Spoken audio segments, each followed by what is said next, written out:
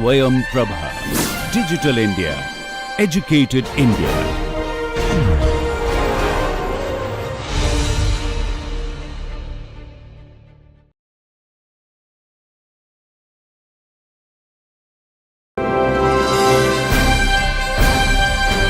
Swayam Prabha. Digital India. Educated India.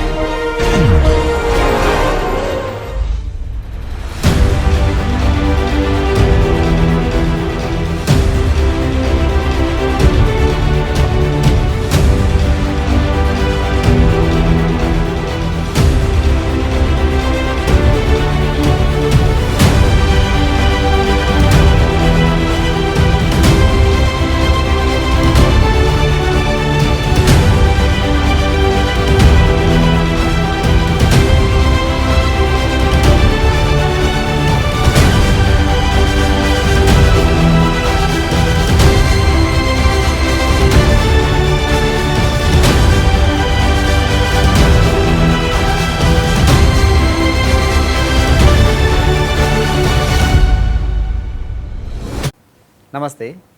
Welcome to the 12th session of our course Yoga and Positive Psychology for Managing Career and Life. In this session, we are going to discuss the means to surpass the obstacles on the way of attaining well-being. And as the nature of this course is, we are going to examine this question from the yogic perspective.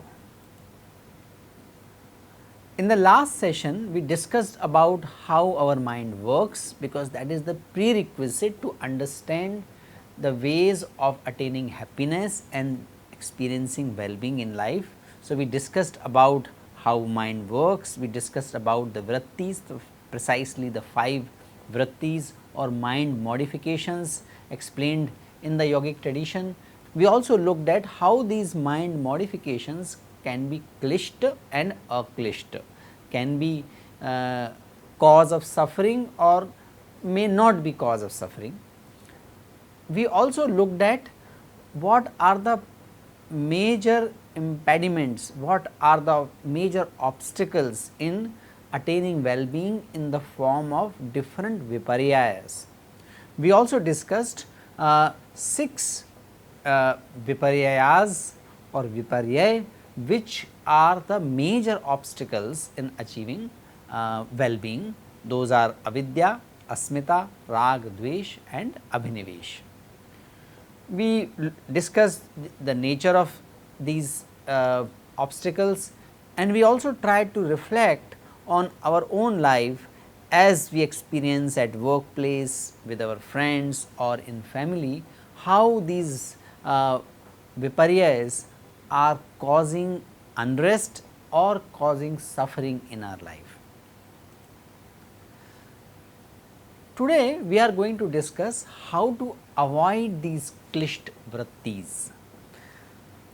So, Yoga Sutra suggests that precisely 2 ways are there to avoid the vrittis to get klisht or to make mind modification becoming cause of suffering. What are those 2 things? Those 2 things are abhyas and vairagya.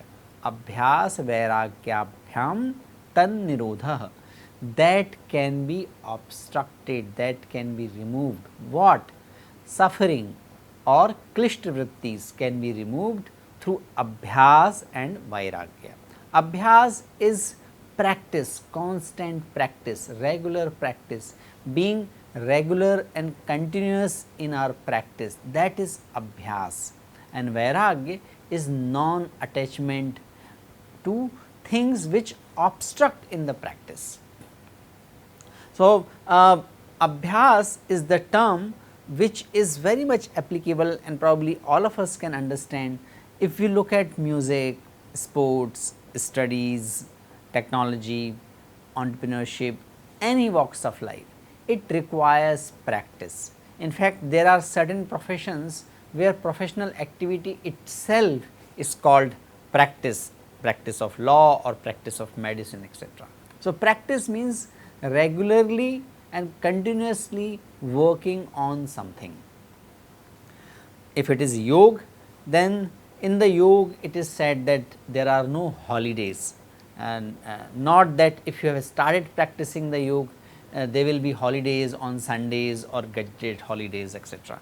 No, we need to practice regularly. Even if on some days we are not able to do the full practice, but some short practice must be conducted, must be performed, and that must be continuously done. So, abhyas is the first thing, and second thing is vairagya. Vairagya means detachment.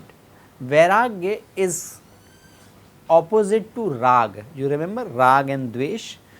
It is opposite to rag as well as opposite to dvesh.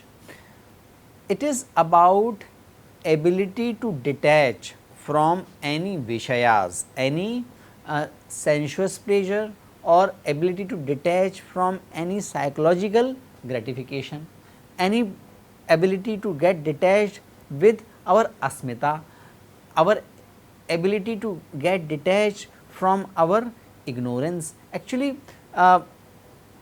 ability to get detached with our set theories and ideas is also part of vairagya. Vairagya meaning I am aware to examine things as they are. Vairagya meaning my purpose in life is well-being, integral harmony, career success, or maybe samadhi, as that is the ultimate objective of yoga.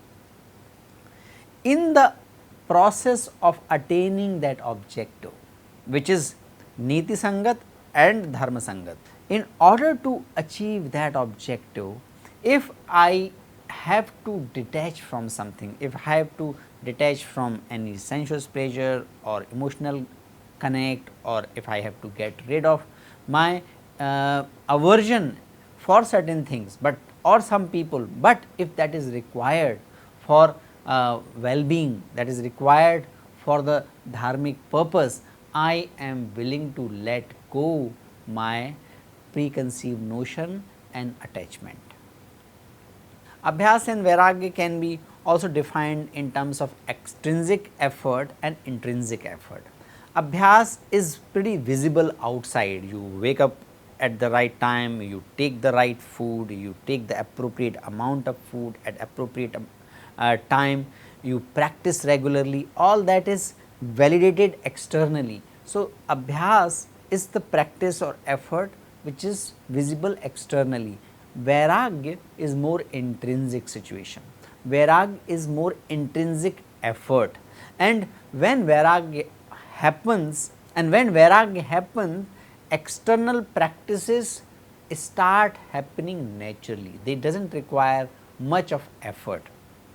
As per the Vyas commentary, we have mentioned about the Vyasa Bhashya of the Yoga Sutra.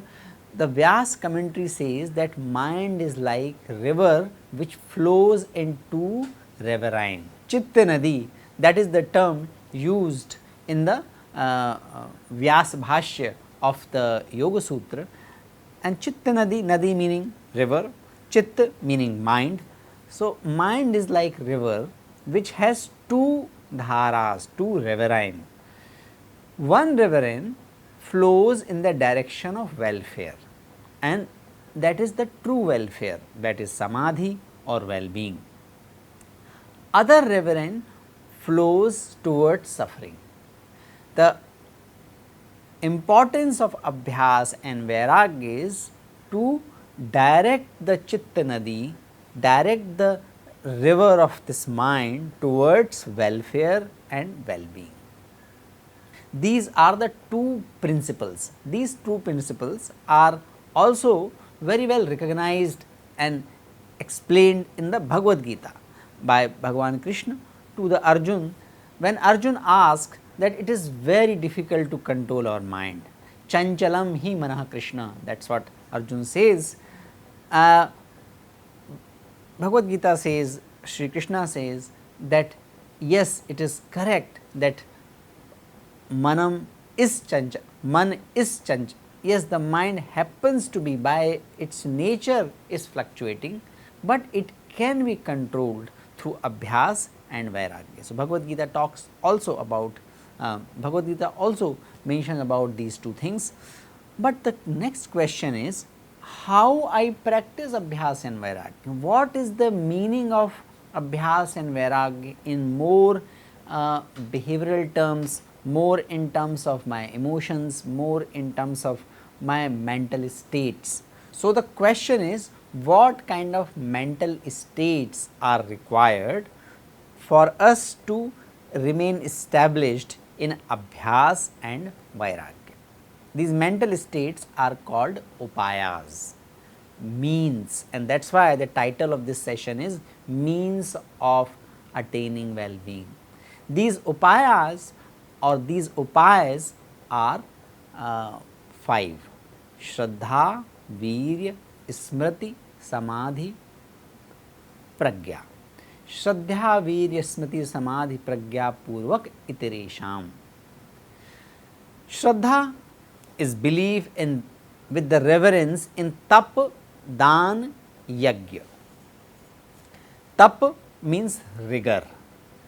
Whatever we pursue in life, whatever we want to attain in life, that requires rigor. Art gets reformed with rigor, science gets reformed with rigor, our psychomotor other abilities reflected in the sports, these things also get reformed with rigor. So, tap is the first aspect. Tapo moolam hi sadhanam. Sadhanam means, tap is rigor. Whatever we wish to achieve, rigorous effort is needed. Dan, our willingness and our act of sharing the wealth and helping others, that is dan. And yajna, yajna is working for the world maintenance, working for maintaining the universal order. We need to have reverence in tap, dan and yajna, that is called Shraddha. In the Vyasa Bhashya, it is called Chetasah Samprasadah. Samprasadah, Chetasa means consciousness, Samprasadah, the serenity of mind. So, Shraddha is a kind of serenity of mind where reverine which flows towards welfare is flown naturally. When there is less effort, less struggle, that less struggle happens when we generate the mental state of reverence towards tap, dan and yajna. That is why in very popular shlok it is said that Jagatah Pitarau Vande Parvati Parameshwarau. Parvati and Parameshwar are considered as the parent of the world. Jagatah Pitarau Vande Parvati Parameshwarau Bhavani Shankarau Vande, the same, the Bhavani and who is the consort of Shiva or Shankar, one Shraddha Vishwasa Rupinau. Shiva is considered as symbol of Vishwas, faith, and Bhavani or Parvati is considered a symbol of Shraddha. So, that is why Bhavani Shankarau Vande Shraddha Vishwas Rupinau. Shraddha is like a motherly characteristic of all other mental tendencies. When we have Shraddha for the tap, dan and yajna, it becomes a nurturant to all what we wish to achieve through the mental power. All other mental tendencies are taken care of when we have Shraddha. Like avidya is the field of klishta vrittis or suffering, in the same way Shraddha is the field or the ground for the positive vrittis or ways of developing or inculcating those mental modifications or mind stuff which result into welfare, which results into well-being. You can study more about Shraddha in a very interesting work carried out by Professor Dharam P. Bhavuk, and in the dharmawiki.org website there is a separate page on Shraddha. We know that Dharmawiki website contains lot of these concepts in much more detail. So, you can refer this website as your notes in this field. So, Shraddha is the basis of or the field of the positive mind stuff, positive modifications of the mind. When we have Shraddha, our efforts have energy. We need to actually make energetic efforts, and that is why for some people yoga impact very quickly, but for some people it requires long time to show up the effort. Virya meaning energetic effort, that means we are following abhyas and vairagya with more intensity, with more commitment. When the energetic efforts are made, the impact of yoga, whatever aspect of yoga we choose, yam, niyam, asana, pratyahar, dharana, dhyan, samadhi, whatever efforts we are making, whatever the yogang we are practicing, with the virya, with the energetic effort, its impact on our life, its impact on our well-being grows multifold. And virya leads to mindfulness. When we have virya, means when we make conscious mental effort with optimum intensity, we remain aware of what is needs to be done, what thoughts we can inculcate, what kind of thoughts we need to nurture. We actually become custodian of our own mind states. We become conscious of which thoughts have to be entertained in the mind, which thought should not be nurtured or entertained in the mind. That is Smriti. In the modern times, it is very close to what in the modern literature is studied as mindfulness. So, mindfulness or samyak dhyan and samyak gyan, that is the Buddhist tradition teaches us. The translation of that is mindfulness, currently popular in the Western literature. Mindfulness is remaining aware of, being in a non-judgmental state, being in the observation state, and being in the observation is not observation of the act, but observation about our mental fluctuations, mind, the modifications of the mind stuff. That is Smriti.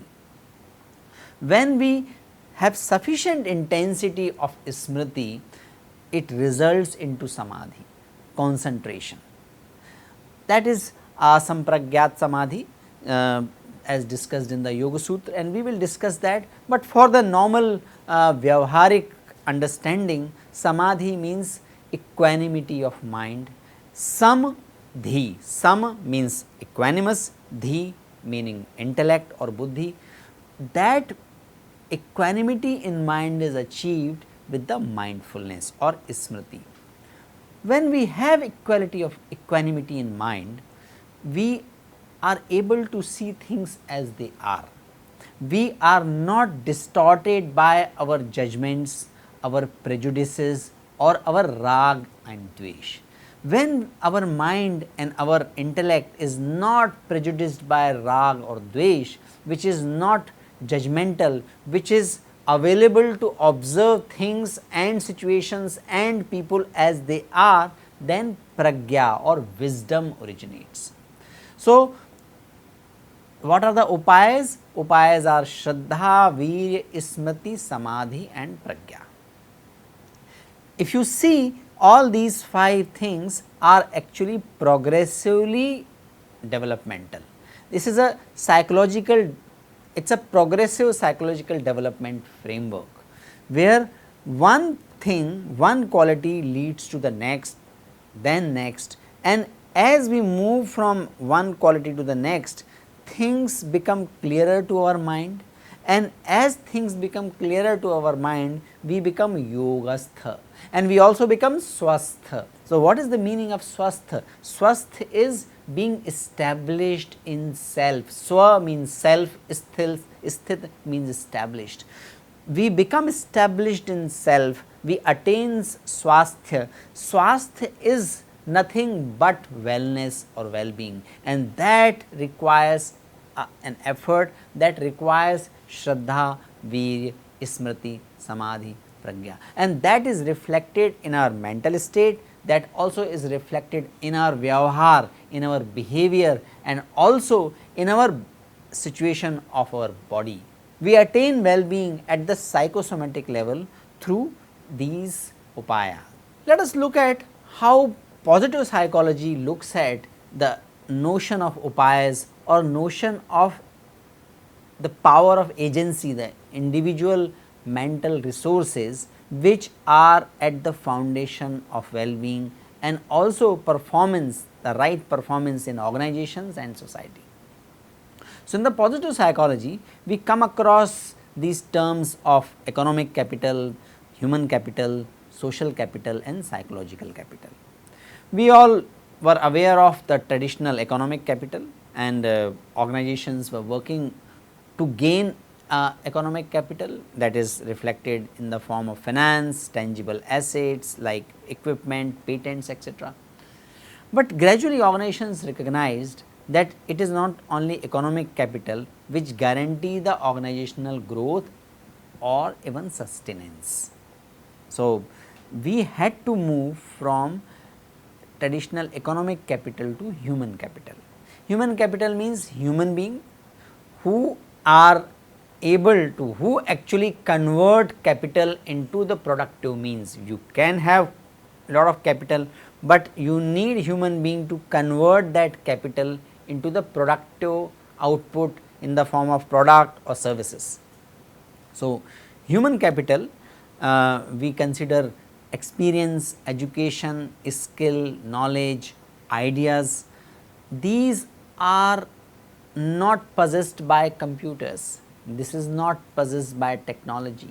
Technology is inert, technology can be very advanced, but it is the human being, the human capital which employ that technology in the most appropriate way. So, we became aware of the human capital. Then there is a social capital. Social capital means we recognized that in organizations human capital do not directly result into economic capital. Human experience, education, skill, knowledge, ideas do not naturally, obviously in a straightforward manner result into economic capital or economic value creation, until that human capital is supported by social capital. Until human beings who are working in society or in organization have positive relationship, until they feel connected, until they are not connected with each other, until they do not work as network and do not work as atomistic units, human capital will not result into economic value. So, social capital was recognized to be very important, and social capital is the network of contacts. It is through the network of contacts and relationships and friendship human capital result into economic capital. But human capital is not only exterior thing, it is not only about experience or education, it is also about psychological capital. Until human beings are functioning well at psychological level, social capital will not be formed, and naturally if social capital is not formed, economic capital will also not get enhanced and economic value addition will also not happen. So, psychological capital was identified to be very important aspect, rather foundational requirement for generation of social capital, human capital and economic capital. Luthans is a great scholar with his colleague Ave and others, they have developed this body of knowledge. Psychological capital has got 4 components. We can remember this these 4 components with the acronym HERO. H for hope, E for efficacy, R for resilience, and O for optimism. Hope meaning perceiving forward goals, being positive about attainability of the objectives. Efficacy or self efficacy meaning a kind of faith or confidence in our capability and the capability of the mentors and with whom we are working. So, it is a self efficacy. R is for resiliency. Resiliency meaning sustaining and bouncing back. Sustaining the effort, sometime effort may not result in the desired outcome. Even in that situation, bouncing back, continuously coming back to the track, coming back to putting in effort towards the valued goals, that is resiliency. And optimism, being hopeful, making positive attributions to situations, to people, to the goals. These four things constitute the psychological capital. We need to see that psychological capital, social capital, human capital are deeply connected with the economic value addition or economic capital. Our Vedic tradition and Vedantic tradition also talks about some treasures. They do not use word punji, they use sampatti. That sampatti is called Shat sampatti. Shat means 6, treasures are sampatti. These are mentioned in the Tattva Bodh. It is a very precise work of Adi Shankaracharya. In fact, this is so straightforward that anyone can pick it up. It is a small text, but it gives immense clarity about how to achieve the objectives, the positive objectives in life. It is written for the Adhyatmic purpose. Adhyatmic purpose is attaining Brahman, because Adi Shankaracharya was Vedanti. So, Atma Sakshatkar, recognizing that I am the Brahma, is the ultimate objective for the Adi Shankaracharya. He was the Acharya of Vedanta, of Advaita Vedanta rather.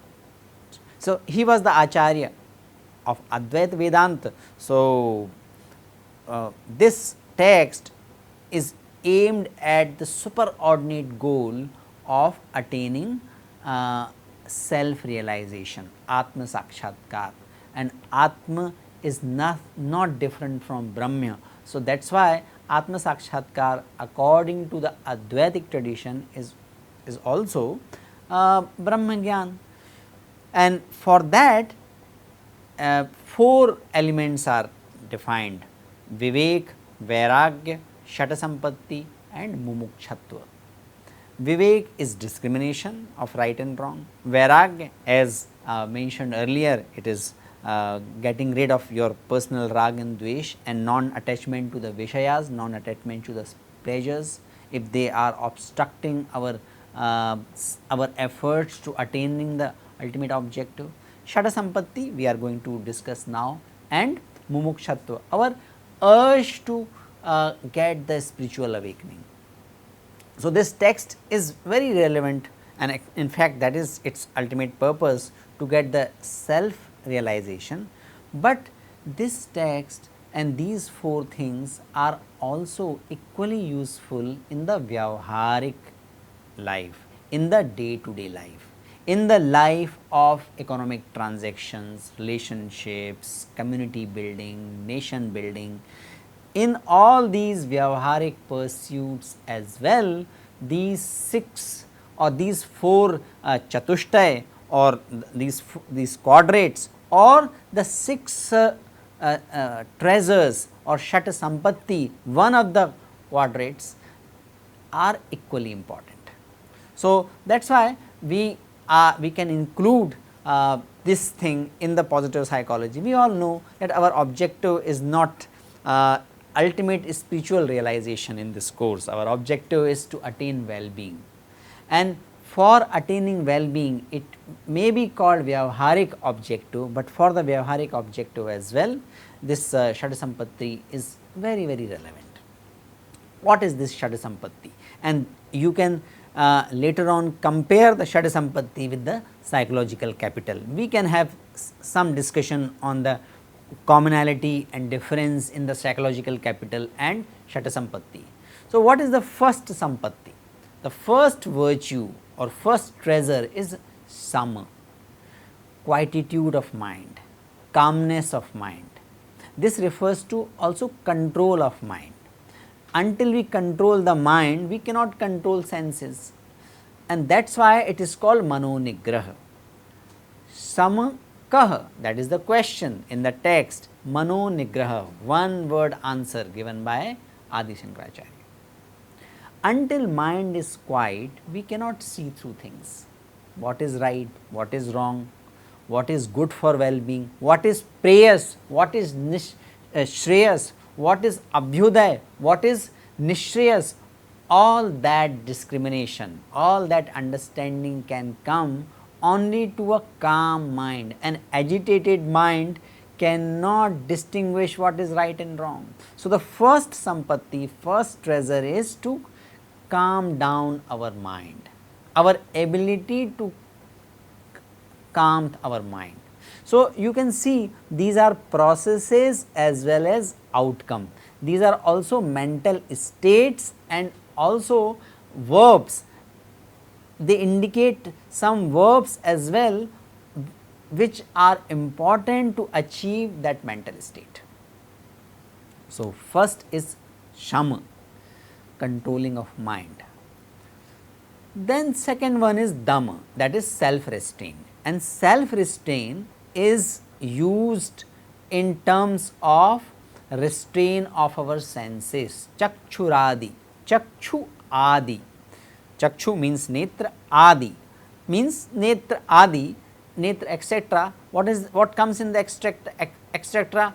All five senses, the five senses of eye, ear, touch, taste, these are all senses. Chakshuradi, bahyendriya nigraha, external senses and sense organs have to be controlled. That is second treasure, that is Dhamma.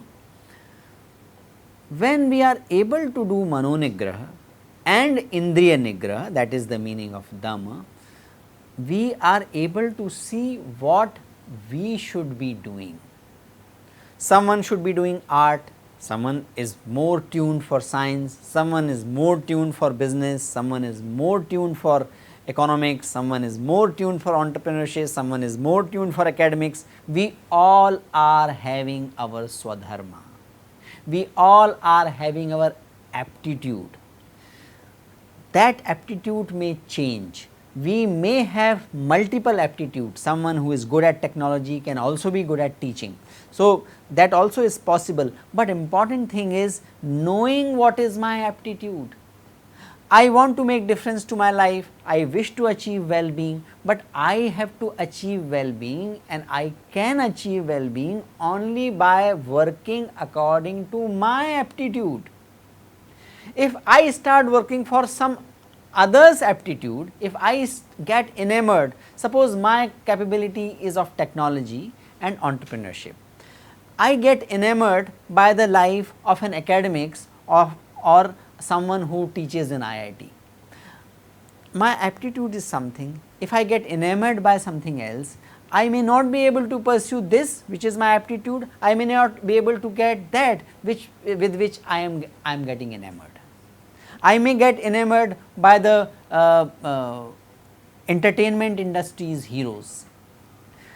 I might be a scientist, entertainment industry make lot of heroes, they enjoy a lot of public attention, but if that is not my aptitude, why I should get enamored for that, enamored by that? I may enjoy that their public attention, I may enjoy watching them, but it does not mean that we should get dragged to get that kind of attention in our life as well. Why? Because we will not be able to achieve what which we are capable of achieving without identifying our aptitude, without identifying our swadharma. Every object in the life, every objective of the world has its own quality and has its own dharma. The dharma of fire is to generate heat, dharma of water is to flow. Water cannot become fire. Similarly, space cannot become air. Air has its own dharma, vayu has its own dharma, that is force, that is flowing. Akash has a dharma of being, just being, and from there everything else emanates. So, like all the natural elements, human beings also have their swadharma.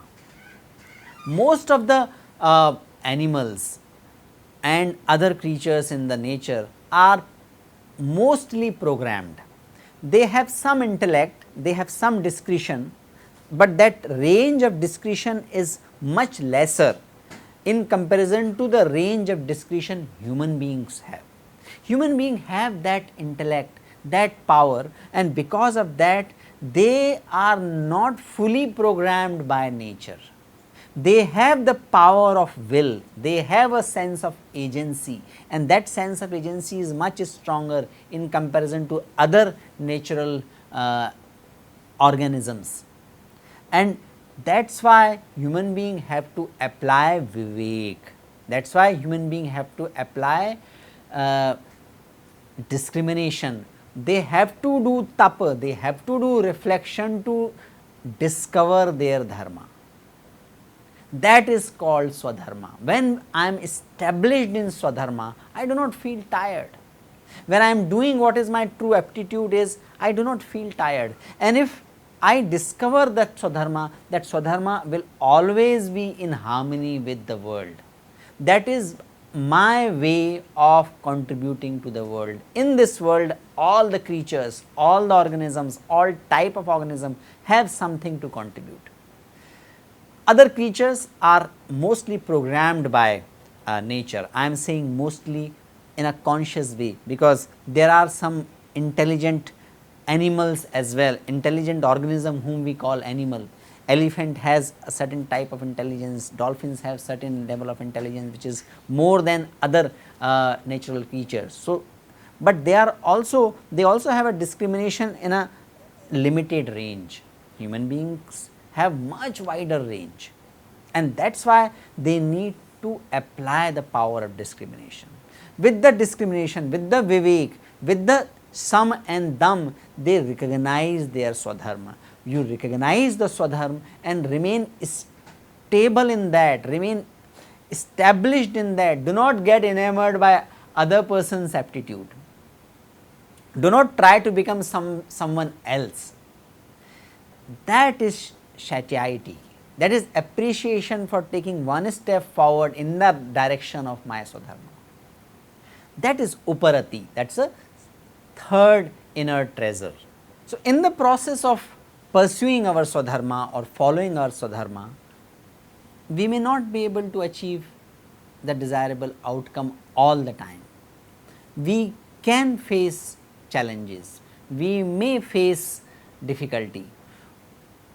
In those difficulty, we need to consciously practice the equanimity. That is the power of endurance. We need to endure. We need to endure on what is my swadharma. Constant balance of mind during pleasure, pain, heat and cold. Instead of seeing experiences happening to us, we need to see them happening for us. I may face some situation.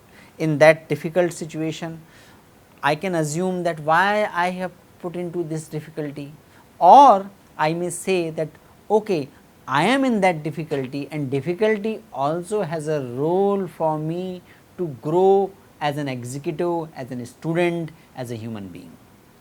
So, Adi Shankaracharya says that Sitoshna Sukh Dukkhadi Sahishnutvam. There will be Sheet and Ushna, there will be the heat and cold in our life. Being Sahishnu about it, being open for that, being equanimous in that, recognizing that whatever we do, our action and the outcome, these are not directly linked. They are mediated or moderated by many other things, like what is the objective with which I have pursued my work, what are the situations, whether the luck favored me or not. So, our effort may not necessarily result into desirable outcome. In those moments, recognizing that effort and outcome are mediated by many different things, situations, or the very mindset with which we put in our effort, or what is the readiness of the world, what are the other factors, social, economic and natural factors, which are influencing the outcome of my work. In the modern psychology, in the positive psychology, it is called resilience. We are going to discuss that in a short while from now. Then Shraddha. Shraddha is the upaya that we looked at in the Yoga Sutra, that is given in the Yoga Sutra. Shraddha is also identified as the sixth inner treasure or the Shata Sampatti by Adi Shankaracharya. So, we can say that Maharshi Patanjali and Adi Shankaracharya, two of the most brightest minds this Bharatiya culture has seen. If both of them are talking about one thing, that is Shraddha, then it must be very important and very valuable to inculcate the Shraddha. Shraddha is, as we told, it is commitment for tapa, jnana, dan and yajna. Then comes samadhan, chittaikagrata, that is what Adi Shankaracharya says this. Balanced state of mind and steadfastness, means remaining focused. That remaining focus give results in the medium term or long term. These are the 6 treasures of our mind. We need to keep remind ourselves. If I need to practice and I need to have detachment, if I have to have abhyas and vairagya, because these are the essential things. This is essential because mind has the tendency to go towards prayers, go towards that which looks pleasurable in the beginning, but causes suffering in the long run. Mind has that tendency because of our sanskar, because of the vyadhi, because of our other fluctuations or entanglements, or the fluctuations all around us. Because of so many reasons, mind has that tendency of moving towards prayers. If we wish to remain on the path of Shreyas, if we wish to remain on the path of well-being, we need to constantly remind ourselves about these 6 treasures, and we need to use these 6 treasures for that. If we want to have good body, we need all these things. If we want to have good mind, we need all these things. If we want professional success, we need all these things. If we want success in our career or business or sports, we want these 6 treasures. We have to have these treasures in our life. You might see some of the people might be getting indulged in something or other and still being successful. Please be mindful that in the long run, that certainly the indulgence, which is undue indulgence, certainly causes hurt, certainly causes suffering. Now, we can actually compare how the Shata Sampatti can be compared with the positive psychology concept of psychological capital. Psychological capital talks about hope, resilience, efficacy and optimism. The Shata Sampatti also talks about titiksha, that is resilience. Shata Sampatti talks about ekagrata, it talks about shraddha. So, let us compare psychological capital and Shata Sampatti. Psychological capital, as mentioned earlier, it is the combination of hope, optimism, efficacy and resilience. You see, resilience of the psychological capital is reflected in the form of titiksha in the Shata Sampatti. efficacy is also somewhere captured in a partial way in the Uparati. So, Uparati and Titiksha has significant commonality between efficacy and resilience. What is not there in the Shatasampatti is hope and optimism, and what else in place of hope and optimism we get in the Shatasampatti? We get what are the intrinsic psychological instrument through which we can attain success. Sham, Dam, Shraddha and Samadhan. These are the psychological states.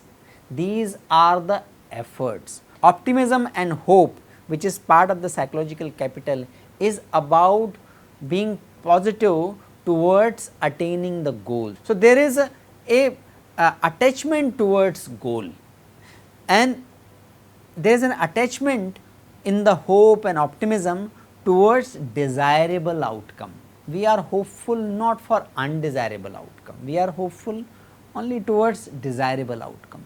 So, desirable outcome is the underneath of hope and optimism, whereas in Shatasampatti it talks about Swadharma, it talks about efficacy. So, efficacy as well as optimism for right purpose, that is captured in Uparati, but there are 4 other things which prepare us to pursue that path. In the psychological capital, there is nothing which prepares our mind to pursue this path. How we can remain hopeful, how we can develop resilience, how we can develop efficacy, that answer is not coming from the variables captured in the psychological capital, but that answer is coming from these 6 variables. These 6 variables talk about what is to be pursued, and that is captured in the Uparati. How it should be pursued, that is captured in Titiksha, and how I can prepare myself to identify what is to be pursued, and how I should prepare my mind to remain on that path. These questions are also answered in the 6th treasure or Shatasampatti. So, this can be a construct, this can be a concept which is probably much wider and much deeper than the psychological capital. Those who are interested in psychology, those who are interested in organization behavior can pursue this research on these 6 treasures, and that also can be done, but most of us are taking this course for our own self development. We need to remember these things. We cannot hope to attain well-being without Sam, Dam, Uparati, Titiksha, Shraddha and Samadhan. How I develop that? I develop that through practice. What to practice? That practice is Yam, Niyam, Asan, Pranayam, and to some extent Pratyahara.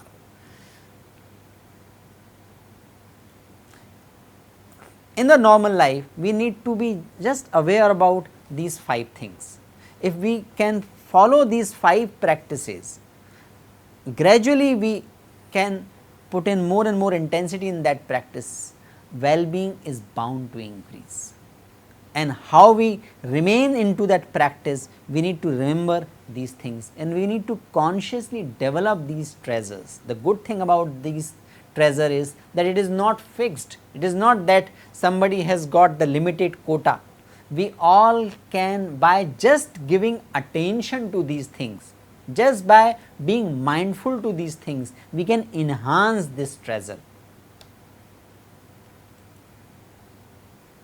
So, Indian traditional wisdom gives lot of beautiful concepts which are very positive in nature. So, we can say these are the positive psychological construct in the Indian wisdom tradition, and most of the time these concepts are presented in very interesting stories. So, this story is about Dharma, getting married to the 13 daughters of Daksha Prajapati. Daksha Prajapati is the one who is the one who created this world. So, that power of the Brahman which created this world. So, Dharma married to the 13 daughters, and these who are the 13 daughters? These are Shraddha, Maitri, etc. All these daughters are reflection of the positive qualities. So, Shraddha we have already discussed. These daughters then further gave birth to son or daughters. So, that is how the whole Dharma family comes into existence, and this Dharma family is the excellent combination of multiple positive constructs defined in the Indian traditional wisdom.